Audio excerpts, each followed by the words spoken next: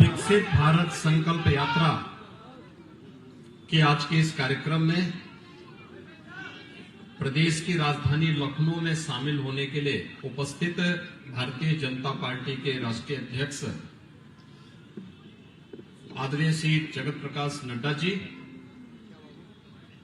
Bharatiya Janata party के कर्मठ एवं लोकप्रिय प्रदेश अध्यक्ष चौधरी भूपेंद्र सिंह जी, उप मुख्यमंत्री श्री ब्रजेश पाठक जी,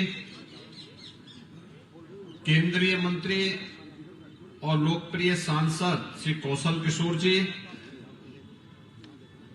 प्रदेश सरकार में वरिष्ठ मंत्री और लखनऊ के प्रभारी श्री सुरेश खन्ना जी, माननीय सांसद अशोक वाजपेयी जी, प्रदेश सरकार के पूर्व मंत्री और विधान परिषद सदस्य डॉक्टर महेंद्र सिंह जी, पूर्व महानगर अध्यक्ष और विधान परिषद सदस्य श्री मुकेश शर्मा जी, प्रदेश महामंत्री श्री सुभाष योदवंश जी, महानगर अध्यक्ष श्री आनंद द्विवेदी जी, कार्यक्रम के सभी आयोजकगण, लाभार्थीगण और उपस्थित भाइयों और बहनों, मैं सबसे पहले विकसित भारत संकल्प यात्रा में भाग लेने के लिए माननीय राष्ट्रीय अध्यक्ष जी का हृदय से आप सबकी ओर से स्वागत करता हूं, अभिनंदन करता हूं। भाइयों बहनों, विकसित भारत ये एक संकल्प है और संकल्प वही होना चाहिए जिसको हम शुद्ध अंतःकरण से जमीनी धरातल पर उतार सके। हम सब अपने घरों में कोई अनुष्ठान करते हैं तो अनुष्ठान के पहले एक संकल्प लेते हैं। इसलिए लेते हैं क्योंकि उसके अनुरूप हम बने और उसके अनुरूप बनने के लिए हमें उसके अनुरूप आचरण करना पड़ता है। हमारा देश विकसित भारत कैसे बने और इस संकल्प किस बात को लेकर? इस बात का संकल्प है जिससे हर भारतवासी के चेहरे पर खुशहाली हो, सुख और समृद्धि आए, कहीं विपन्नता न हो, कहीं भी किसी भी प्रकार का कोई दुख और दरिद्रता का कोई अंश न हो। और इसके लिए प्रधानमंत्री ने पंच प्रण की बात की।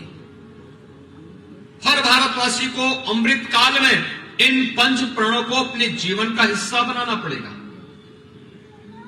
पहला, आत्मनिर्भरता के माध्यम से विकसित भारत के संकल्प को अपने जीवन का ध्येय बनाना,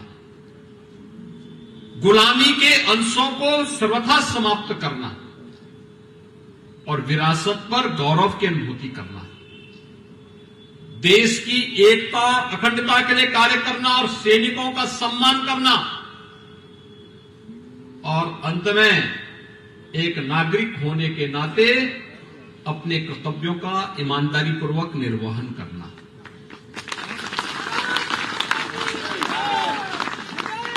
जो व्यक्ति जिस क्षेत्र का है वह अगर अपने कर्तव्यों का ईमानदारी पूर्वक निर्वहन करता है तो इसका मतलब वह अपने नागरिक कर्तव्यों का ईमानदारी पूर्वक निर्वहन कर रहा है। और भाइयों बहनों, ये पंच प्रण विकसित भारत के संकल्प को आगे बढ़ाते हैं। विकसित भारत जो वास्तव में हर चेहरे पर बिना भेदभाव के खुशहाली लाने की ओर हमें अग्रसर करता है। इसीलिए लोक कल्याण की अन्य योजनाएं। अब याद करिए, देश 1947 में आजाद हुआ। 1947 से लेकर 2017 तक इन 70 वर्षों में उत्तर प्रदेश में कभी इतने आवास नहीं मिले। यानी 70 वर्षों में जितने आवास नहीं मिले उससे कई गुना आवास हमने, डबल इंजन की सरकार थी, मात्र साढ़े छह वर्ष में 55 लाख से अधिक परिवारों को एक एक आवास दे दिया। 70 वर्षों में उत्तर प्रदेश में जितने गरीब परिवारों को शौचालय नहीं मिले होंगे, हमने मात्र 6.5 वर्ष में डबल इंजन की भारतीय जनता पार्टी की सरकार ने 3 करोड़ गरीब परिवारों के घर में एक शौचालय प्रदेश के अंदर बना दिए। मैं ये प्रदेश की बात कर रहा हूं, देश के आंकड़े तो इससे 5 गुना ज्यादा है। पहले गरीबों के राशन को माफिया हड़प जाते थे, गरीब को मिलता ही नहीं था। पिछले 3.5 वर्ष से उत्तर प्रदेश में 15 करोड़ गरीब फ्री में राशन की सुविधा का लाभ प्राप्त कर रहा है और मोदी गारंटी ने तय कर लिया है कि अगले 5 वर्ष तक ये फ्री में राशन हर गरीब परिवार को, इन 15 करोड़ लोगों को प्रदेश में प्राप्त होगा। पहले किसी भी गरीब को स्वास्थ्य बीमा का कोई कवर नहीं था।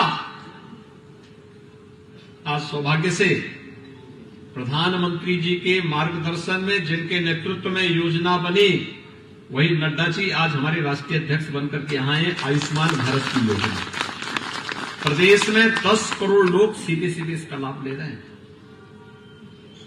भाइयों बहनों, पीएम विश्वकर्मा हो, पीएम स्वनिधि योजना हो स्ट्रीट वेंडर के लिए, गांव में निवास करने वालों लोगों के लिए पीएम स्वामित्व की योजना हो, या फिर 1 डिस्ट्रिक्ट 1 प्रोडक्ट की योजना हो, ये तमाम ऐसी योजनाएं हैं जो बिना भेदभाव के हर व्यक्ति के जीवन में परिवर्तन करके गरीबी रेखा के नीचे से जीवन यापन करने वाले लोगों के स्तर को उठाने का एक अभिनव प्रयास प्रारंभ हुआ है। और इसलिए दुनिया आज प्रधानमंत्री मोदी जी के नेतृत्व पर और उनके नेतृत्व में हुए परिवर्तन को देख करके आश्चर्यचकित है। और उस अभियान के तहत पिछले 9.5 वर्ष में जो हुआ, उन लोगों से संवाद बनाना, उनकी सफलतम कहानी को कहना, क्योंकि अगर एक व्यक्ति जो पहले से सुख सुविधा से संपन्न है, वह व्यक्ति बोले कि साहब ये होना चाहिए, तो कोई लोग विश्वास नहीं करेगा। लेकिन अगर एक गरीब जिसके पास आवास नहीं था, राशन कार्ड नहीं था, आयुष्मान का कार्ड नहीं था, पीएम स्वनिधि की योजना नहीं थी, पीएम स्वामित्व की या किसी भी योजना से लाभान्वित नहीं था, और अगर उसको इन योजनाओं से लाभान्वित, उज्ज्वला योजना से भी उसको लाभान्वित कर दिया, आवास योजना से लाभान्वित कर दिया, उसे शौचालय भी मिल गया, उसे तमाम अन्य योजनाएं मिल गई, और वह मंच से कहता है साहब बिना पैसे के मुझे सभी योजनाओं का लाभ मिला है, तो जिनको नहीं मिला होगा उसको भी एक विश्वास होगा कि हाँ मेरा भी नंबर आएगा, मुझे भी जरूर मिलेगा। और भाइयों बहनों, इसी के लिए प्रधानमंत्री मोदी जी ने 15 नवंबर को इस यात्रा को भगवान बिरसा मुंडा की जयंती के अवसर पर उनकी पावन जन्मभूमि से विकसित भारत संकल्प यात्रा को आगे बढ़ाया था। आज मुझे बताते हुए प्रसन्नता है कि उत्तर प्रदेश में 536 ऐसी वीडियो वैन 1072 कार्यक्रम प्रतिदिन करते हुए प्रधानमंत्री मोदी जी के संकल्प को जन जन तक पहुंचाने के कार्यक्रम के तहत आगे बढ़ रही है। और उसी क्रम की श्रृंखला में आज भारतीय जनता पार्टी के आदरणीय राष्ट्रीय अध्यक्ष माननीय श्री जगत प्रकाश नड्डा जी लखनऊ, प्रदेश की राजधानी लखनऊ में यहां पर उपस्थित हुए हैं।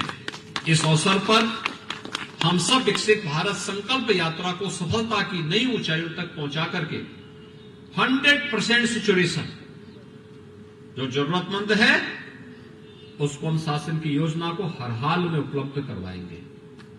आज राष्ट्रीय अध्यक्ष जी ने सुबह कुष्ठ रोगियों के आश्रम में जाकर के स्वयं अपनी आंखों से देखा, हर कुष्ठ रोगी को आवास मिला है, हर कुष्ठ रोगी को 3000 रुपये महीने की पेंशन मिलती है, हर कुष्ठ रोगी के पास राशन कार्ड है, हर कुष्ठ रोगी के पास उज्ज्वला योजना का कार्ड है, हर कुष्ठ रोगी के पास आयुष्मान भारत का कार्ड भी है, हर कुष्ठ रोगी के पास शासन की 100% सिचुएशन की सभी प्रकार की सुविधाएं हैं।